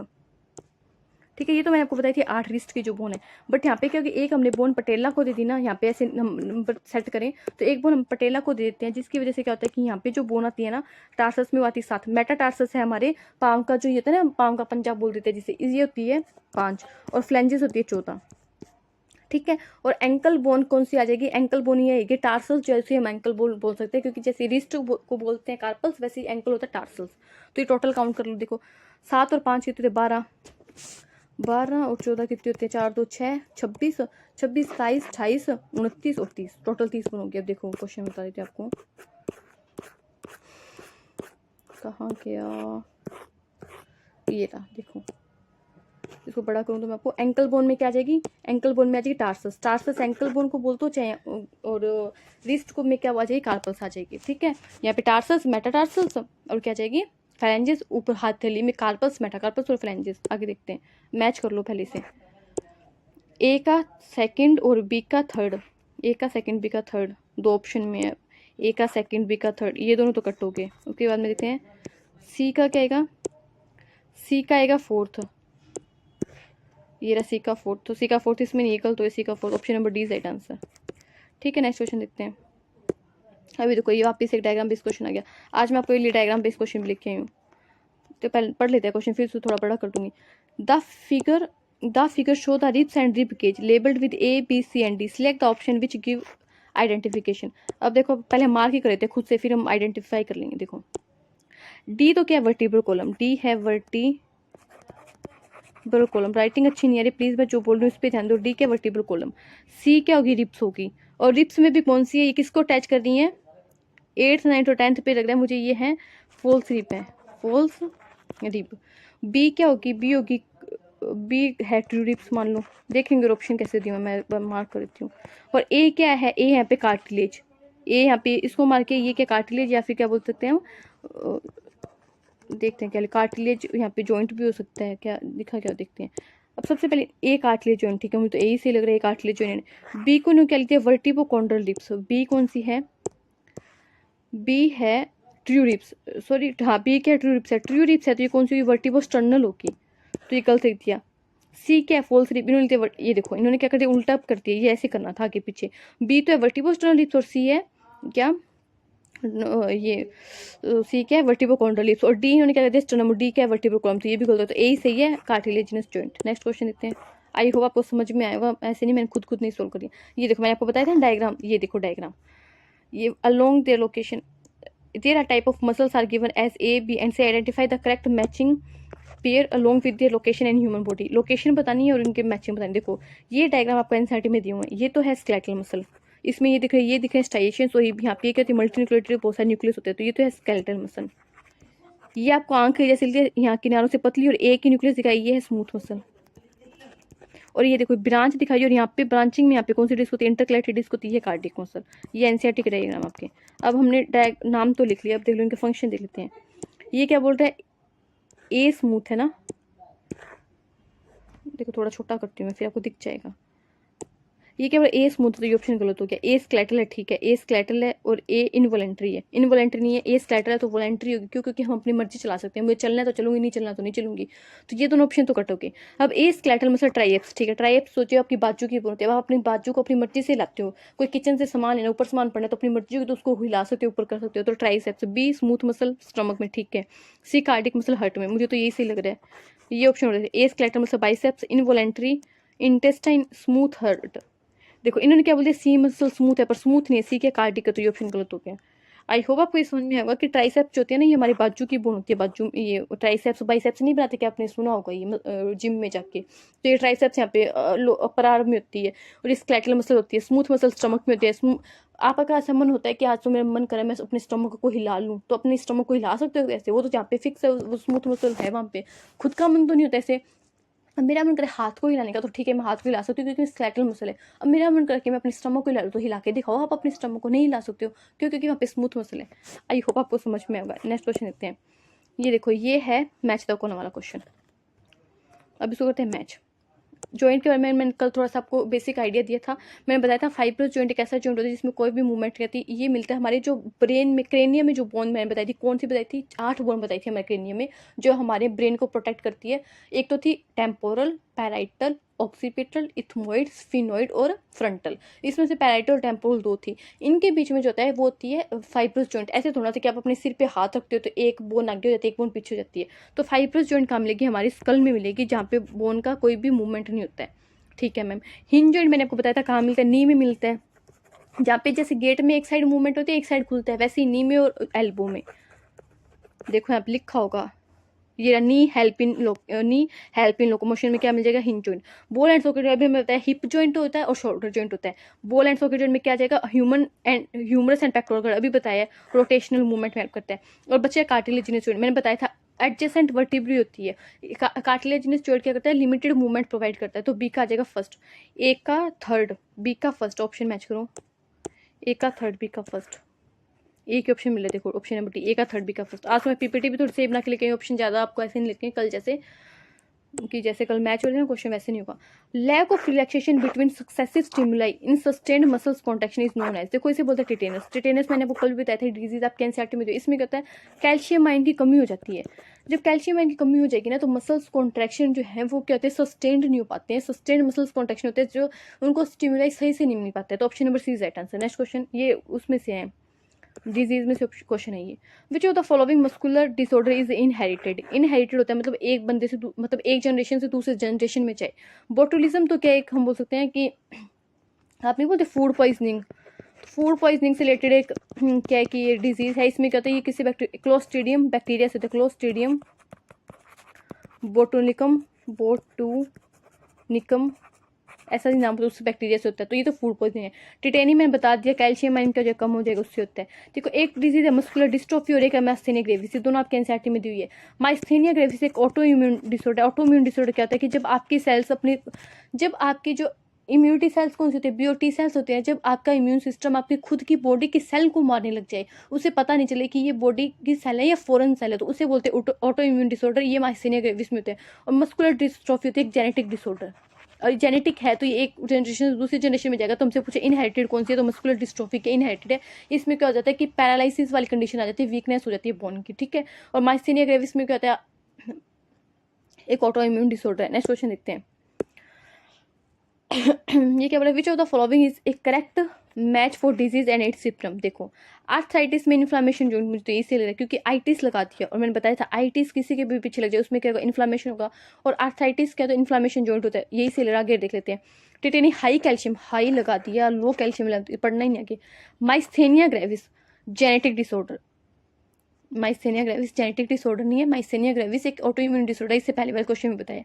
मस्कुलर डिस्ट्रोफी ऑटो इम्यून, ओहो इन्होंने उल्टा कर दी। देखो देखो माइस्थेनिया ग्रेविस के लिए आप इसको पढ़ो, इसका जो एक्सप्लेनेशन दे रहा हूँ उसे पढ़ो। माइस्थेनिया ग्रेविस क्या होता है, ऑटो इम्यून डिसऑर्डर होते हैं, और इसमें क्या होता है, प्रोग्रेसिव डिग्रेडेशन होने लगता है स्केलेटल मसल्स का, मतलब स्केलेटल मसल डिग्रेड होना स्टार्ट कर देते हैं। किसमें, माइस्थेनिया ग्रेविस में। कैसा ये कैसा डिसऑर्डर है, ऑटो इम्यून डिसऑर्डर है। और मस्कुलर डिस्ट्रोफी का एक्सप्लेनेशन पढ़ो, ये कैसा डिसऑर्डर है, जेनेटिक डिसऑर्डर। मैं बताया था इसमें पैरालाइसिस हो जाता है स्केलेटल मसल्स का, वीकनिंग हो जाती है और पैरालाइजिंग हो जाता है किसका, स्केलेटल मसल का। तो इन दोनों को वाइस वर्सा कर दिया। इन दोनों की स्टेट मतलब एक्सप्लेनेशन को वाइस वर्सा कर दिया। और आर्थराइटिस सही दी, आइटिस किसके पीछे लग जाए, उसमें क्या इन्फ्लामेशन होता है। ऑप्शन नंबर ए राइट आंसर। नेक्स्ट क्वेश्चन देखते हैं। इसको थोड़ा सा बड़ा कर देती हूँ मैं। देखो अभी मैंने बताया था आपको कि स्कैपुला जो है वो रेक्टेंगुलर फ्लैट बोन है, और कौन सी साइड मिलती है, डोर्सली साइड में मिलती है। पीछे वाली साइड को ध्यान में डोर्सल बोलते हैं, आगे वाली जो चेस्ट वाली साइड होती है उसे वेंट्रल बोलते हैं। मैं आज आपको 2 बार बता चुकी हूँ, इसमें बच्चे बहुत कंफ्यूज, ध्यान रखना है। तो स्कैपुला क्या एक फ्लैट बोन है, ट्राइंगुलर बोन है जो हमारे पीछे मिलती है। क्रेनियम क्या होता है, क्रेनियम मैंने बताया, क्रेनियम कितनी बोन होती है, 8 बोन होती है। कौन सा इसमें जॉइंट मिलेगा, फाइब्रस जॉइंट मिलेगा जिसमें बोन में आपस में मूवमेंट नहीं होती। जो स्टर्नम है ये फ्लैट बोन और ये कहाँ मिलेगी, आगे मिलेगी। और वर्टिब्रल कॉलम में कौन सा जॉइंट मिलेगा, हमें कार्टिलेजिनस जॉइंट मिलेगा। तो ए का फोर्थ देखो, ए का फोर्थ 2 ऑप्शन में है, इसमें है, इसमें ये दोनों ऑप्शन गलत हो गए, फिर आगे मैच करते हैं।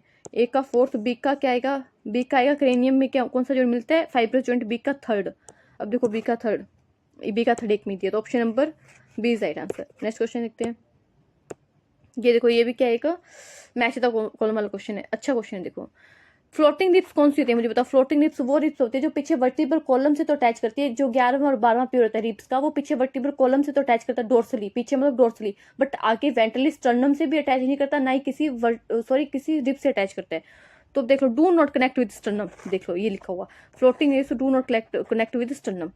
अब देखो स्कैपुला मैंने बताया था क्या होता है, एक फ्लैट बोन होती है। स्कैपुला कहीं पीछे होगी, स्कैपुला की लोकेशन आपके एनसीईआरटी में दी हुई है between 2nd and 7th rib. ये बहुत इंपॉर्टेंट है, आपको ध्यान रखना है कि स्कैपुला कौन सी रिब के बीच में बिटवीन होता है, 2nd और 7th रिब जो होती है उसके बीच में कौन आपका मिलेगा, हमें स्कैपुला मिलेगा। ग्लिनोइड कैविटी मैंने आपको बताई थी, ग्लेवनोइड कैविटी में क्या होता है, ह्यूमरस का सिरा के फंस जाता है। मैं आपको बताया था बॉल एंड सॉकेट जो होता है, स्कैपुला में एक कैविटी होती है ग्लिनोइड कैविटी, उसमें क्या होता है, ह्यूमरस आके अटैच हो जाता है। तो हेड ऑफ ह्यूमरस कहाँ अटैच होगा, सॉरी ग्लिनोइड कैविटी में। और एक्रोमियन प्रोसेस, देखो एक्रोमियन प्रोसेस जो होता है वो किस में मिलता है, हमें क्लेविकल से अटैच करता है। देखो मैं आपको डायग्राम से दिखा देती हूँ थोड़ा सा, एक्रोमियन प्रोसेस क्या होता है।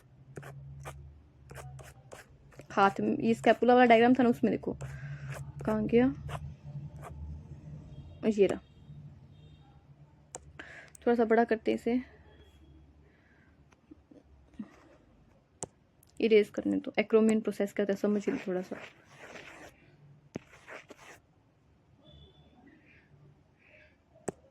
देखो ये तो होगी क्लेविकल बोन जो कॉलर बोन होती है, और ये होगी स्कैपुला। तो देखो स्कैपुला से अगर आप देख रहे हो ध्यान से, देखो मैं इसको वापस से इरेज करूं, सॉरी, अब ओनली जो मैं बता रही हूँ उस पर फोकस करना। स्कैपुला से यहाँ से देखो कि एक आपको प्रोसेस निकलता हुआ नजर आएगा, ये वाला प्रोसेस जो क्या कर रहा है, क्लेविकल से अटैच कर, यहाँ पे आप अपनी एनसीईआरटी में देखो ध्यान से, तो आपको दिखेगा कि जो प्रोसेस क्या कर रहा है, एनसीईआरटी में आप देखोगे तो क्लेविकल से अटैच करे। इस प्रोसेस को हम क्या बोलते हैं, एक्रोमियन प्रोसेस बोलते हैं। एक्रोमियन प्रोसेस निकलता किससे, स्कैपुला से निकलता है, और जो अटैच किससे करता है, क्लेविकल से अटैच करता है। तो इसीलिए वहां पे एक्रोमियन प्रोसेस को किससे अटैच करके दिखा हुआ है, मतलब किससे मैच किया है हमने, मैच द कॉलम में क्लेविकल से मैच किया है एक्रोमियन को क्लेविकल से। तो क्या आएगा, ए का आएगा फोर्थ, ए का फोर्थ एक ही ऑप्शन में, चलो जी ए का फोर्थ एक ही ऑप्शन में, ऑप्शन में B right answer. Next question देखते हैं। Gout is a type of, gout के बारे में तो हमने उसमें भी पढ़ा था, एक्सक्रीटरी सिस्टम वाला चैप्टर पढ़ा था, उसमें भी देखा था कि गाउट में क्या होता है, यूरिक एसिड के क्रिस्टल जमा हो जाते हैं हमारे जॉइंट्स में, जिससे कि क्या होता है हमें बहुत पेन होता है। Weakening of bone due to low calcium level, देखो weakening of bone due to low calcium level तो हम ऑस्टियोपोरोसिस बोल सकते हैं। Inflammation of joints due to accumulation of uric acid crystal, यही है, यूरिक एसिड क्रिस्टल के जॉइंट में जमा हो जाने से जो इन्फ्लामेशन होती है उसे हम क्या बोलते हैं, गाउट बोलते हैं। Weakening of bone due to decreased bone mass, inflammation of joint due to cartilage, ये नहीं है, ऑप्शन में B right answer. Next question देखते हैं, वापिस से मैच द कॉलम वाला क्वेश्चन आ गया।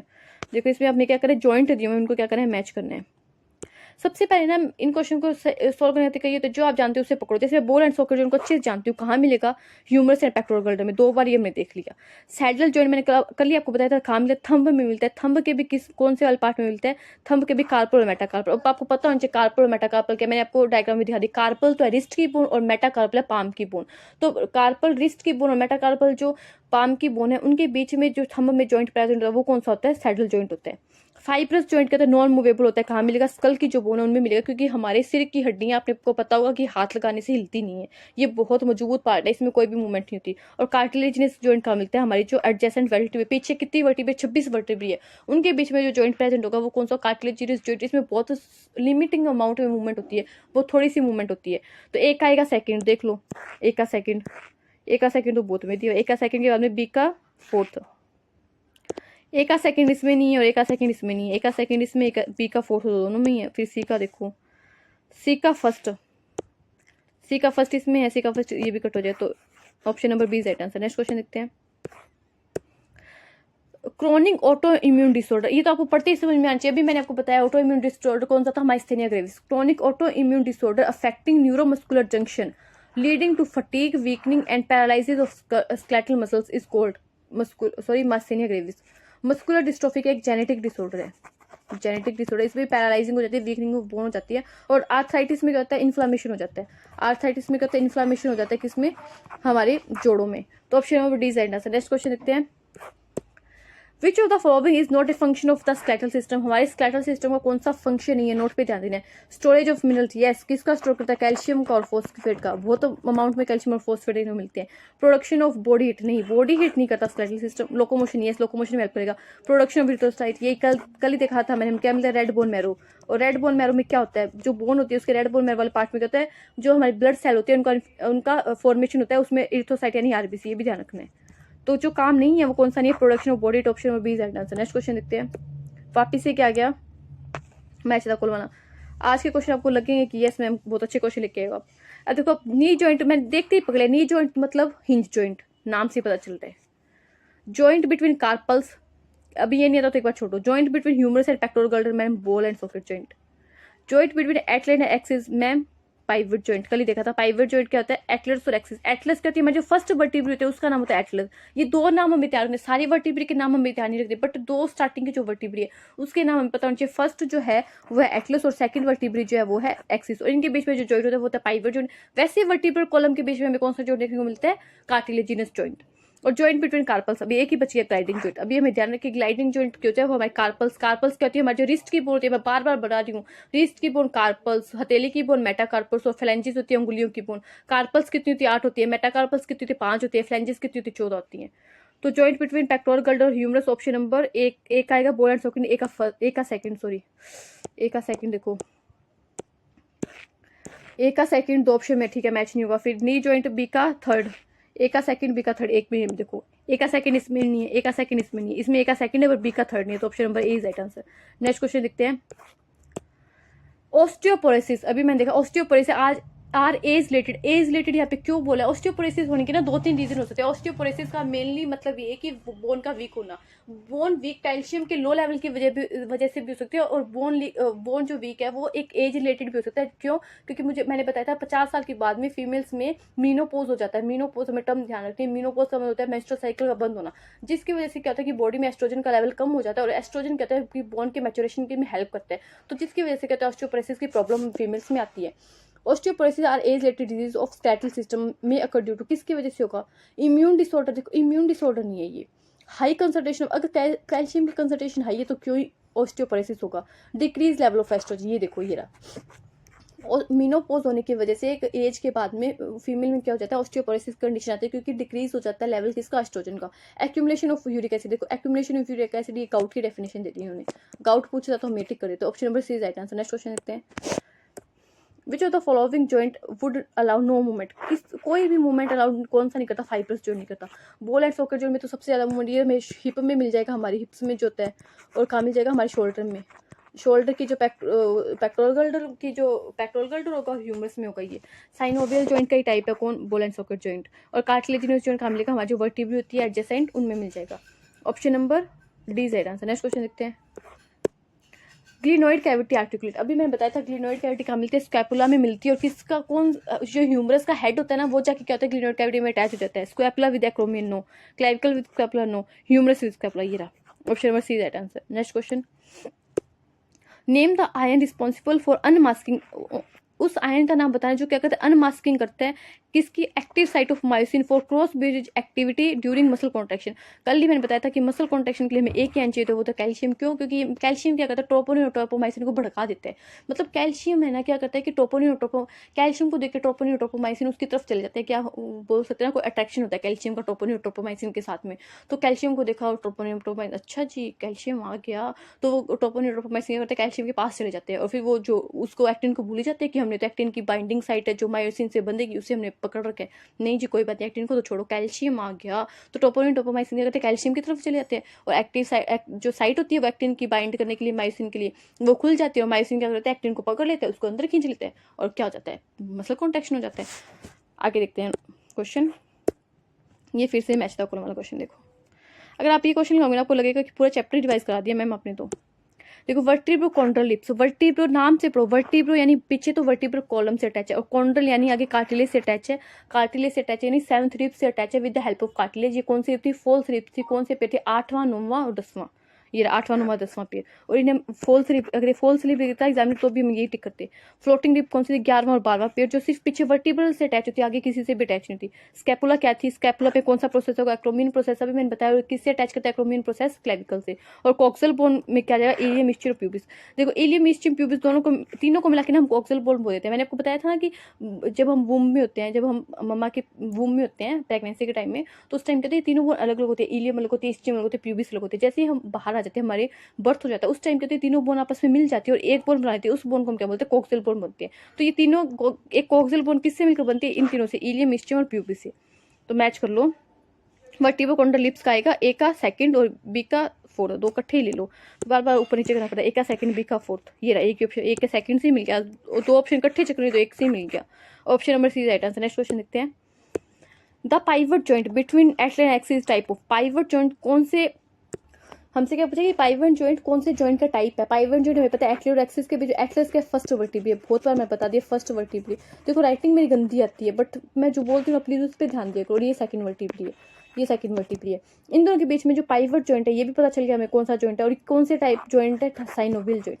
कार्टिलेजिनस जॉइंट हमें मिलेगा ऑल द, मतलब एडजेसेंट, ऑल द नहीं, एडजेसेंट वर्टिब्रे। पर स्टार्टिंग के जो दो वर्टिब्रे उनके बीच में जो जॉइंट है वो एक स्पेशल जॉइंट है, उसे बोलते हैं पाइवट जॉइंट, जो साइनोवियल जॉइंट है। बट और बाकी जो वर्टिब्रे बच गई उनके बीच में जो जॉइंट है एडजेसेंट वर्टिब्रे के बीच में, वो कौन सा जॉइंट है, वो है ये कार्टिलेजिनस जॉइंट, जिसमें बहुत स्मॉल अमाउंट में क्या होती है, मूवमेंट होती है। साइनोवियल जॉइंट में सबसे ज्यादा मूवमेंट होती है। अब शोल्डर वाला देख लो, 360 डिग्री रोटेट कर दो, कितनी ज्यादा मूवमेंट हो रही है। सैडल जॉइंट किसमें मिलेगा, थंब में मिलेगा। थंब के भी कार्पल और मेटाकार्पल पे ध्यान रखना, ये बहुत बार पूछा जाता है। थंब के कार्पल और मेटाकार्पल, मैं लिख भी देती हूँ, कार्पल एंड मेटाकार्पल। कार्पल कौन सी है, रिस्ट की बोन, मेटाकार्पल कौन सी है, पाम की बोन।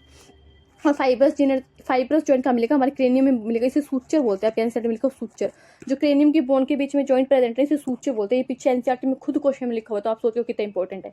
ठीक है, साइनोवियल जॉइंट में आपको हिंज जॉइंट भी ध्यान रखना है, ये सैडल जॉइंट भी साइनोवियल जॉइंट का पार्ट है। और मैंने बताया था आपको बॉल एंड सॉकेट जॉइंट भी साइनोवियल जॉइंट। साइनोवियल जॉइंट के बहुत सारे टाइप दिए, तो इसमें पाइवट जॉइंट किसका टाइप है, साइनोवियल जॉइंट का। नेक्स्ट क्वेश्चन देखते हैं,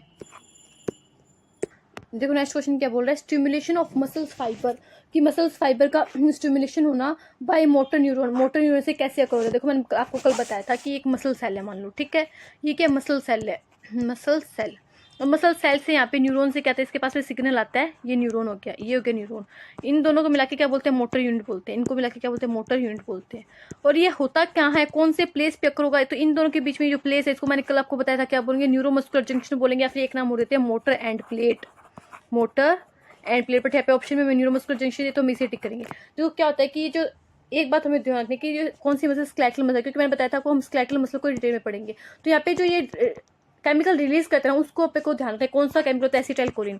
स्केलेटल मसल के लिए सिर्फ एक ही न्यूरोट्रांसमीटर रिलीज होता है, वो होता है एसिटाइलकोलिन, हमें ध्यान में पूछा जाता है। तो मेरी याद है तो मैं आपको बता दिया कि मैंने आपको पहले बताया नहीं है कि न्यूरोमस्कुलर जंक्शन या मोटर एंड प्लेट पे मोटर न्यूरॉन जो है वो कौन सा केमिकल रिलीज करेगा, कौन सा न्यूरोट्रांसमीटर रिलीज करेगा, तो वो एसिटाइलकोलिन।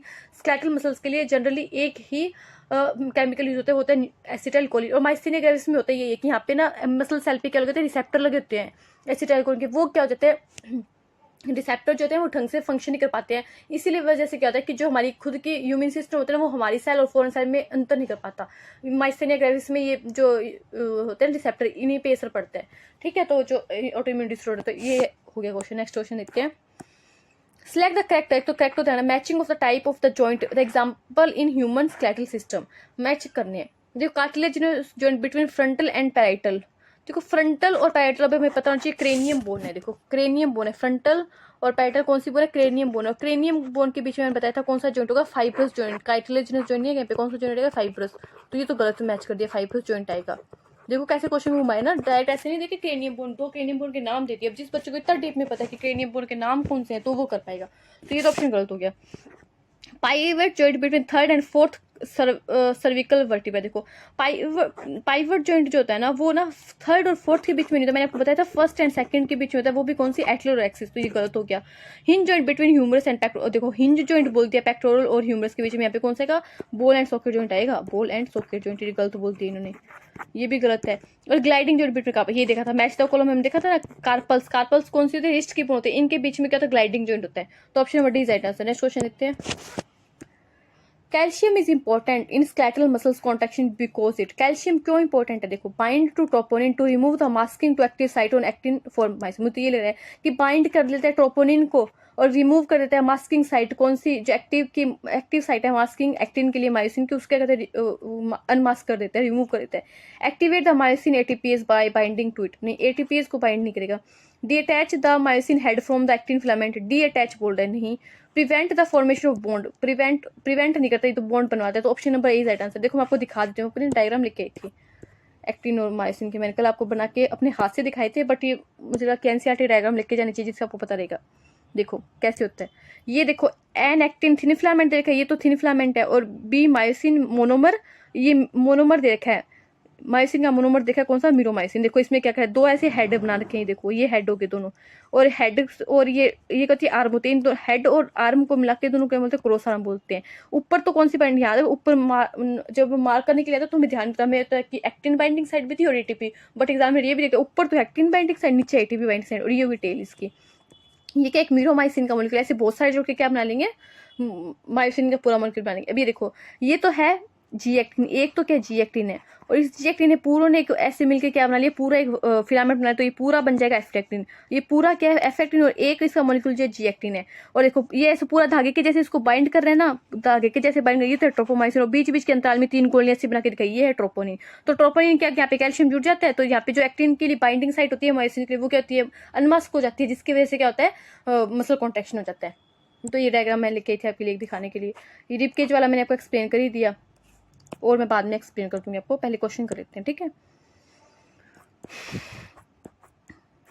अभी तो काफी क्वेश्चन पढ़े मेरे को, देखो ये हो गया ना कि क्या कैल्शियम कैसे इंपॉर्टेंट रोल करता है स्केलेटल मसल में, क्या कहते हैं, बाइंड कर लेता है ट्रोपोनिन से, और जो masking site, active masking site है मायोसिन के लिए एक्टिन पे, उनको क्या करता है, अनमास्क कर देता है, जिससे कहते हैं मायोसिन जो है एक्टिन से अटैच हो जाता है। जो एक्टिन है उसके ऊपर मायोसिन के लिए बाइंडिंग साइट होती है, जिसपे कहते हैं मायोसिन आके बाइंड कर जाता है। नेक्स्ट क्वेश्चन देखते हैं। Maximum mass of the bone is made up of. देखो मैंने बताया था कि मैक्सिमम मास होगा किससे मिलकर बना, कैल्शियम और फॉस्फेट से। ये ध्यान है कि कैल्शियम और फॉस्फेट मिलकर क्या बनाते हैं, मैक्सिमम मास बनाते हैं बोन का। क्वेश्चन हो गया कंप्लीट। अच्छा क्वेश्चन कंप्लीट हो गया, फिर डायग्राम ही देख लो। अभी देखो मैं एक आपको डायग्राम व्यू ऑफ ह्यूमंस कल देखो, आगे की जो सामने माथे की जो बोन होती है, हमारे फ्रंट की जो बोन है, बोलते हैं फोर हेड, यहाँ पे कौन सी बोन होगी, ये है फ्रंटल बोन। फिर देखो ये पैराइटल बोन, एक इधर वाली साइड और एक पीछे वाली साइड पे, वो तो मैं देखी क्योंकि हमें साइड से व्यू दिखाए तो एक पीछे वाली। तो पैराइटल बोन कितनी दो होती है, फ्रंटल बोन कितनी एक होती है। ये को टेम्पोरल बोन, ये रही टेम्पोरल बोन के अंदर कौन से ईयर जो होता है ना हमारा ईयर मिडल, वो टेम्पोरल बोन के अंदर होता है। टेम्पोरल बोन में कैविटी होती है, उसके अंदर हमारा ईयर जो होता है वो प्रेजेंट होता है। मैं आपको ईयर वाला आगे पढ़ाऊंगी। तो टेम्पोरल बोन में कितनी दो होगी, एक यहाँ पे और एक इसके पीछे होगी, वो मैं दिख रही थी। ये नीचे देखो, नीचे पीछे की साइड कौन सी होगी, ऑक्सीपिटल बोन होगी, और यहाँ पे ऑक्सीपिटल कॉन्डाइल दिखाया हुआ है। और ये देखो ये पीछे यहाँ से दिखाई है स्फिनोइड बोन, ये कितनी होगी, एक होगी। और एक आंख में से दिखाई है इथमोइड बोन, ये भी कितनी होगी, एक होगी। तो 1 2 3 4 5 6 7 8, ये क्या होगी, 8 होगी हमारी क्रेनियम बोन।